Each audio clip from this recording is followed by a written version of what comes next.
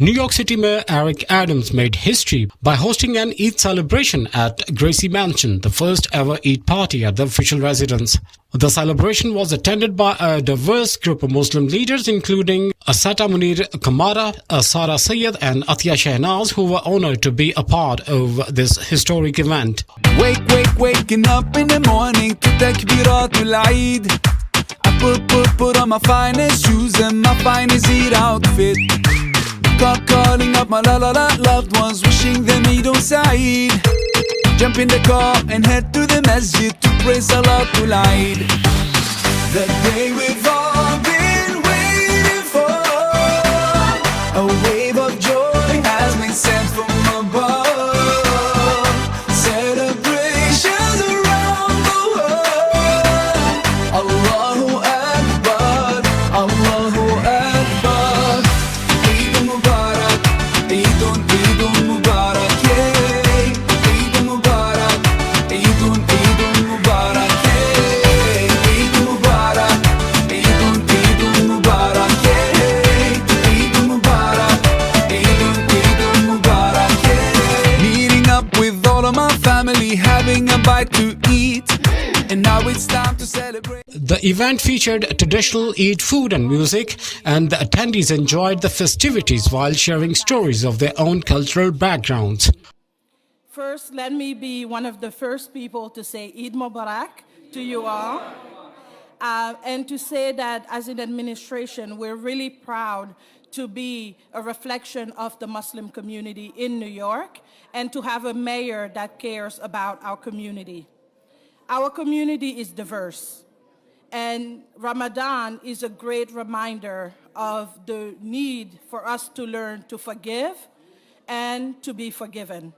So I hope that through this Ramadan, you are all able to find that moment of forgiveness, and I pray that all of the blessings from Ramadan will be shared with all of us through the end of this year and through the many years that will come. Thank you so much for being here. Thank you, first of all, to Mayor Adams for hosting this very first Eid celebration at Gracie. I'm so inspired by all of you and the mayor because you've really cultivated this long-standing friendship with this mayor, right? And I want to thank you for all the work you've done over many, many years on so many issues, including the recognition of Eid as a holiday. It's all the work that you've done in the past that leads to moments like this. So it's a moment to feel really good about our work as a community. Every political win that we have is because it is your effort that is underlying it. And every victory that we have is a chance to celebrate. It's also a doorway into the next struggle that we have to engage in as a community. I want you all to remember that the people of New York City are on the top of the city organizational chart. Our communities have power, and we have voice. Our community cares about a lot of different issues, and one way to make change is by voting for candidates who care about our priorities and who prioritize the needs of the most vulnerable New Yorkers. As we get closer into the June primary, the Civic Engagement Commission, which I have the honor and privilege to run as the executive director and chair of the commission, we're going to be educating voters about the second round of ranked choice voting in the primary that's coming up in June. On May 12th specifically, we're going to be co-sponsoring a language forum for Arabic speakers in Bay Ridge at PSIS 30, which will include a Civics 101 workshop. And I'm raising this because I think it's really important for us to pay attention to the language needs of our community, right? So please support this forum and organize education spaces like this for people who are limited English proficient. I also want to say that our administration is dedicated to the participation of all New Yorkers, regardless of whether or not you're voting. Mayor Adams is actually, a lot of people may not know this, Mayor Adams is the first mayor ever in the history of New York to give all New Yorkers 11 and older, regardless of their citizenship status, a direct voice in the city budget. That has never happened before. Thank you so much, Dr. Sarah. Assalamu alaikum, everyone, and Eid Mubarak. And I hope you're enjoying here the first time ever Muslim Eid celebration in Gracie Mansion, right? So this is the history like we are making with our great mayor, and we are blessed. We have a great mayor like ericadam. He is committed to fostering equal and inclusive environment for all communities, especially for Muslims. So thank you so much, and Eid Mubarak to everyone. So let me introduce myself. I'm so excited because the first time I'm speaking on a Gracie Mansion here, and this confidence and opportunity, of course, I took by my mayor. So thank you so much once again, Mayor. And my name is Atiya Shahnaz, and I am the Muslim Women Liaison in Mayor Office. And my work and my goal to serve my Muslim community, particularly the Muslim women. I'm here to make a great building and great bonding between the Muslim women and the city administration, to making sure that my women, they get all opportunities, benefits and resources. And I also making sure like the Muslim women's needs and voices heard. So I'm here to support my Muslim women and making sure and advocating to build up their skills, to making our more leaders, the more Muslim women leaders in our society. And I'm so excited. On Saturday also I invited by the president to represent myself as the Muslim women leadership to celebrate the Muslim Arab Heritage Month too. So inshallah, I am here. I want the more Muslim women to be here on this platform. So thank you so much, everyone who coming here to celebrate. And this is my Eid suit, and I hope so everyone will wear the Eid suit too. So feel like this is your home. And I want to share one thing also. I'm from the Pakistan, and 2 days before I had opportunity to talk my governor, and he told me like the first time in Pakistan he opened the governor house for the Muslim women to celebrate the mehndi and the henna and the bangles for that was he was telling me, and he says, no, this is not the first time in America. We are used to go to Gracie Mansion too many times, and used to celebrate everything first time under the leadership of Mayor ericadam. The first time iftar dinner of Muslim women. The first time we celebrate the hijab day in the city hall step. And the first time we are celebrating our Eid in the Gracie Mansion. So this is the time we are making the history, and everything is we are doing because of our great mayor, because he respects the culture, he respects the values of Muslims, he respects the hijab of Muslim women. He's not respecting by himself, and he's making sure under his administration everyone respects this, the right of freedom, the right of religion. So thank you so much everyone who is here, and I hope you will enjoy and you will the mark as a historical day in your life. Thank you. Assalamu alaikum, everyone. My name is Asya Badi. I'm a senior advisor to the Deputy Mayor of Health and Human Services. My Deputy Mayor has been tasked by the Mayor to cover everything from severe mental illness to COVID to restaurant ratings, as well as, the asylum seekers. So we cover a vast number of topics that really affect all of New Yorkers, including our Muslim community. And one of the things I was really excited when they asked me to come speak was to give you all Eid greetings and say Eid Mubarak and be here to see all the diverse Muslim communities, and it's really exciting, and I feel so proud to be part of an administration that has really reached out to all New Yorkers, especially the Muslim community, and brought people here, people I know and people I don't know, and I'm always amazed with who we meet, and so we're so lucky and blessed to be part of this. If you didn't notice, these were all just women speakers that just spoke here. We are only a fraction of the Muslim women that make up this administration, and I'm so proud to be part of that administration that is uplifting diverse voices as well as women's voices. So so excited. The mayor will be here shortly. He is very excited to speak with you all and see you all. So please do continue to eat the wonderful desserts, which we could not have. There's no Eid party without sweets here. So please enjoy the desserts, continue to meet people, and we'll be on shortly. The mayor will be on shortly. Thank you. I can't hear you guys. I said assalamu alaikum, my brothers and sisters. Eid Mubarak. Let me ask people in this room, raise your hand if this is the first time you've ever been to Gracie Mansion. MashaAllah. I wanted to say that, and I want to show you that this is because of this mayor that we've accomplished so many firsts. And here is another first, that we are celebrating Eid here in Gracie Mansion. Mashallah, we are very blessed to be here. I want to thank everybody for coming.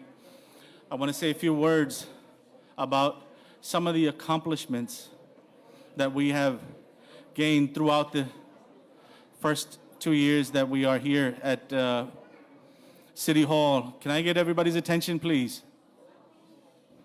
Thank you. Thank you so much. Thank you. Thank you. Thank you. I'm sorry, I can't talk loud. Even this mic is not helping. You guys are such enthusiastic right now. This crowd is amazing.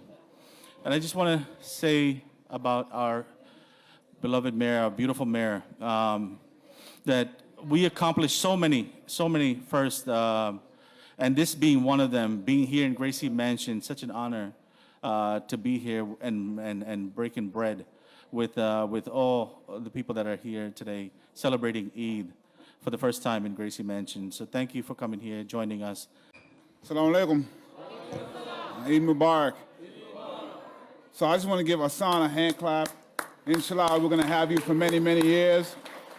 But really quick, I think y'all missed a hand clap. He said this was the first Eid in Gracie Mansion. That is a hand clap moment. So I think we need to say thank you to Mayor Eric Adams. It took Mayor Eric Adams to make sure that we had the first Eid in Gracie Mansion. So I want to give him a hand clap for that.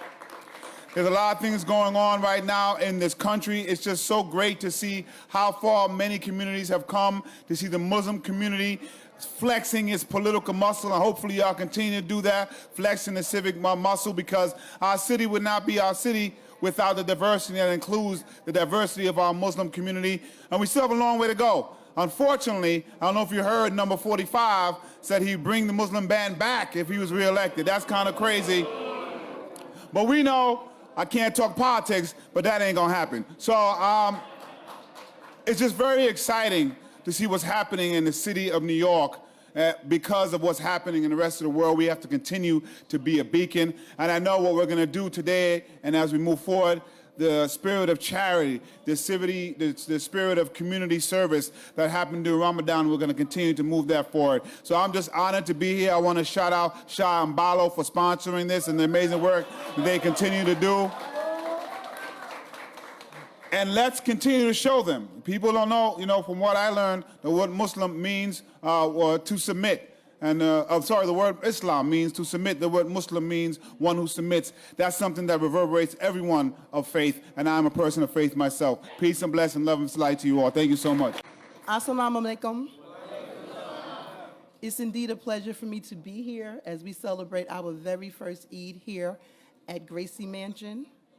110 mayors we've had, 110 mayors. And it took a working class brother who was born in Brooklyn and raised in Queens to recognize, yes, the importance of having this great celebration. Under the norm, I want to say one thing, my brother Hassan, we know that Allah, God, is good. We thank God, we thank Allah that He is here with us today. Last year, this time, we were all praying for Him. And our prayers have been answered and multiple because He is standing before us and He is doing what He has done for so many years and in a very serene way. He has calmed down. He has lost some weight. And He has clarity of mind. Because when you go through the medical trauma that our brother has gone through, and you spend that time in a hospital room, and it's you and it's God. We know with the doctors, but we know that the doctor of all doctor is Allah. Do we agree? Yes. It makes one have a different mindset. So I have a task it's not normally a task. I have the pleasure of normally introducing our mayor. But I'm going to go off track a little bit because we're talking about the first time that we are celebrating. Come on, let's hear it. Yes, let's hear it. In City Hall. If you don't know, this is our highest ranking member of the Muslim community. And this is the first time that a Muslim has been a chief administrative officer in one of the highest ranking departments within City Hall, the Chief Administrative Services. So you all know Mayor Bashir, did I say it right? Bashar. Mayor, he always tells me, I always mess it up. Mayor Bashar. You all know Mayor. But he has been steadfast with the mayor and with the other members of our executive team. And I don't usually relinquish my responsibility or my role, but I felt it befitting that one of our own, your brother, my brother, have what I consider to be a privilege and an honor to do the introduction of our 110th mayor. So Mayor, please. Thank you. Eid Mubarak. Okay, I'm not going to take too much time because in presence of the mayor, I'm going to introduce our, The mayor took this opportunity to recognize and celebrate the contributions of the Muslim community to the city, highlighting their rich cultural heritage and traditions. Well, look at this crowd. Assalamu alaikum to you all. And I'm seeing so many faces that we journeyed here together. And on the campaign trail, I was very clear that you were going to see Muslims in my administration and that I was not going to disappear. I had the opportunity over the last Ramadan period to visit many of your mosques and celebrate. Brother Bahi organized for us for the first time visiting a mosque in all the boroughs in the city and to pray with you and to worship with you and just to fellowship with you.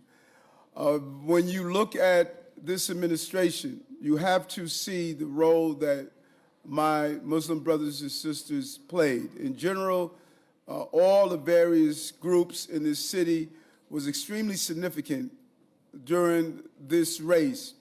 But when you look at Brother Bahi and Brother Hassan, who were with me for so many years and reached out to many of you and said that this is our brother and we need to support him because he has been with us for so long. And they knew the story, they knew the narrative.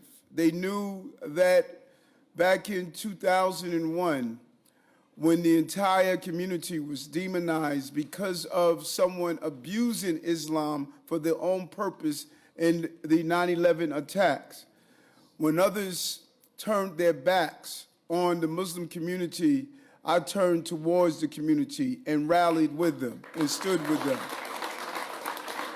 They knew when Donald Trump put in the Muslim ban, and we organized with the Yemenis community and had one of the largest rallies to show support at Brooklyn Borough Hall, closing down the bodegas and coming out in support. They knew even when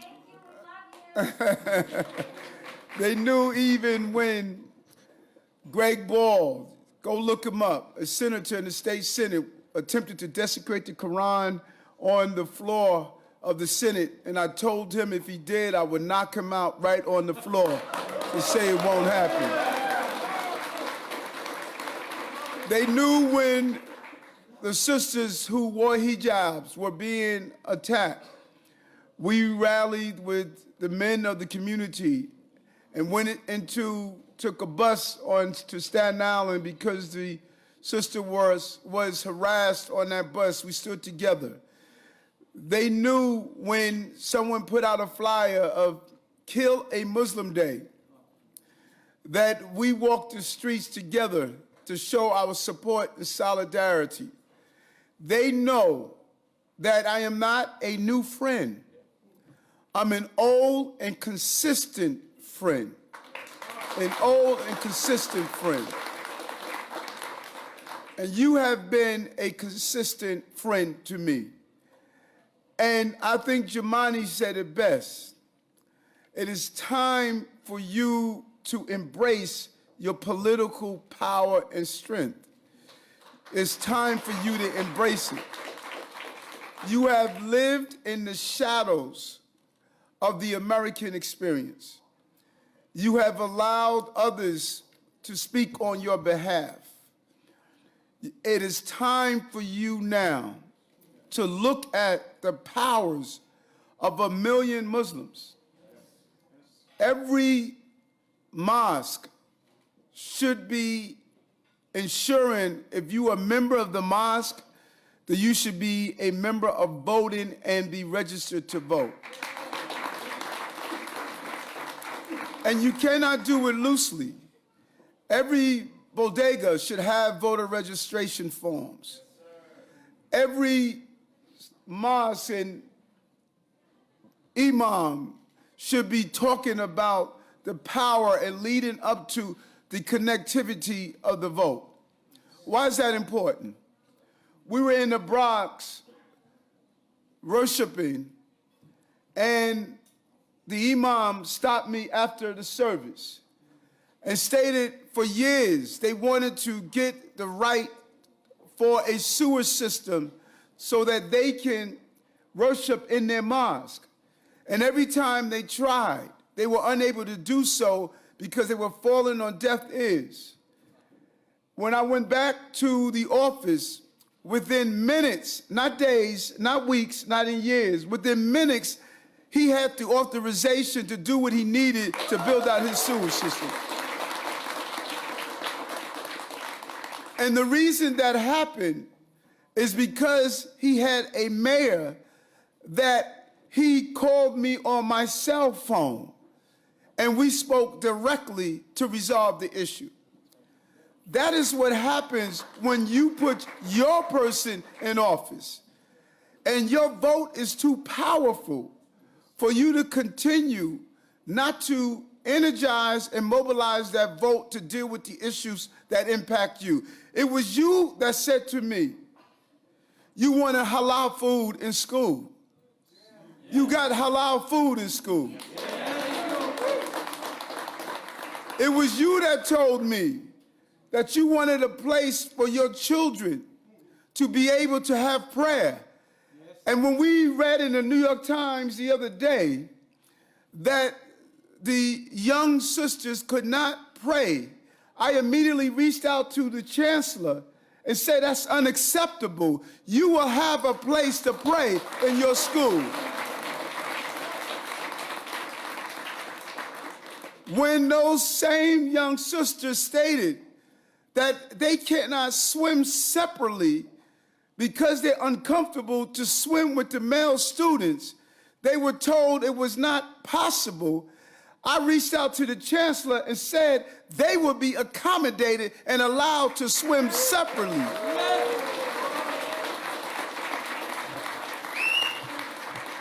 Because I follow the law, but I make the policy. And if the policy has been keeping you out, we are going to make sure the policy now bring you in. But we are able to do that because of your vote.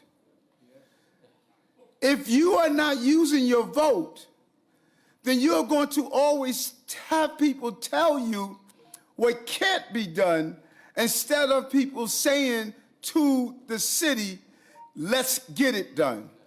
That's why your vote is important. If you did not vote and have a mayor in place that know you, your young children will not be able to pray as they want inside a school building. Your young children will not be able to have separate ways to swim to represent your religion. Your young children will not have the halal food that you fought for. You will not have the things you asked for if you stay in the shadows of political power. You must now come in the sunlight of political power, and you have to do it by registering to vote. Register to vote. And as I've been saying, as I conclude, and I want to thank both Balo and my brother George. I don't know if George Holtz is here from Emblem Health, George, come up here, George. This brother is constantly supporting initiatives. He does it so often. Thank you so much, brother. Good to see you. But I say this over and over again. We are at an important place, and if you heard me during Ramadan, I'll say it again. You got to be more than devoted worshipers. You have to be devoted practitioners. Can't just be devoted worshipers. Allah, I don't want you just to come and pray and then go out into our communities and see hell. Has to be aligned together. If we're devoted in our faith, then we cannot have the level of gun violence we see in our city. We should be doing security patrols in our community so that our sisters are able to move to and from where they want to, and that we should be engaging the young people on the street that are participating in gun violence. We are supposed to be speaking with them and talking them down from the violence that they are experiencing. We're seeing a large population of our young brothers who are coming from the continent of Africa who are feeling isolated and mistreated. We need to be embracing them, bringing them inside the mosque and giving them the teaching they deserve so they won't be turning to violence or feeling as though they're not part of the American experience. What good is it that we are inside worshiping while criminals are out being practitioners destroying our children? Fentanyl is on the rise in all of our communities. Our children are participating in the use of fentanyl, overdose, killing themselves, using it. While we're in the mosque, the church, the synagogue, the Baptist, the Buddhist temples, while we're inside being worshipers, drug dealers are being practitioners, and they're selling drugs to our children. So it is time for us to take our moment of being devoted worshipers and go out and be devoted practitioners. Because that is what Allah is going to judge us on. That's what God is going to judge us on. He's not going to judge us just on how many times we pray. He's going to judge us on, have we been good Muslims? Have we been good Christians? Have we been good Jewish faith, Sikh, and all the other religions in this city? That is what we're going to be judged on. What was the life we lived outside of our houses of worship, not the life we live inside our houses of worship? It is easy to live a good life within your houses of worship in a sterilized environment of the comfort of the place that you go to worship. The real challenge that's before you is to take your faith and actualize it in the communities that you're supposed to see. People should see Allah in you outside of the mosque. That's what he should see.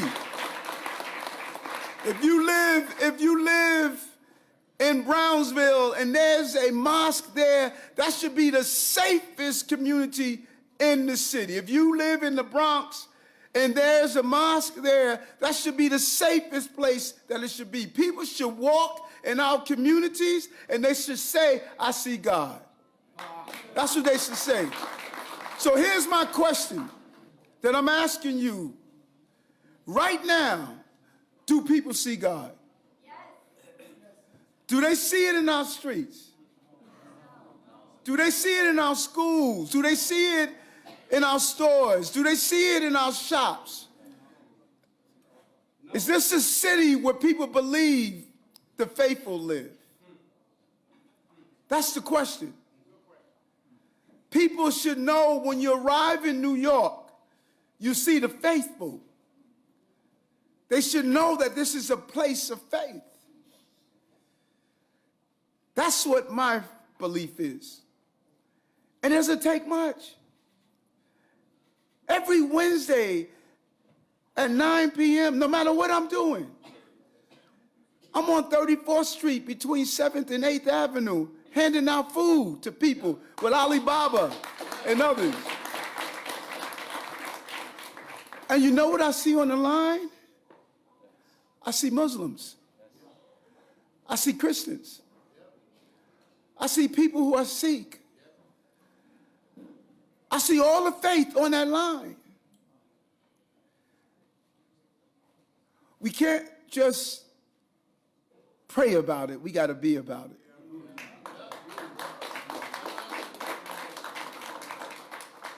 And so during this Eid, let's renew our faith. Let's take our faith to another level. And I want to be clear. I can't speak on who else used to be in this house called Gracie Mansion. But I can tell you this. The mayor of this city is a mayor that believes in God. It's a mayor of faith.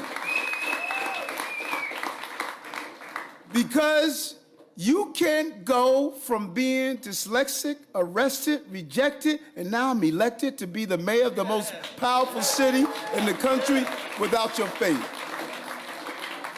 Without your faith. And so I thank you for being here. I thank you for your prayers. I thank you for your devotion to your faith. I thank you for lifting each other up. And I'm thanking you for the city we are going to build together. I leave you in the same way that I greeted you. Let peace be upon you. Thank you so much.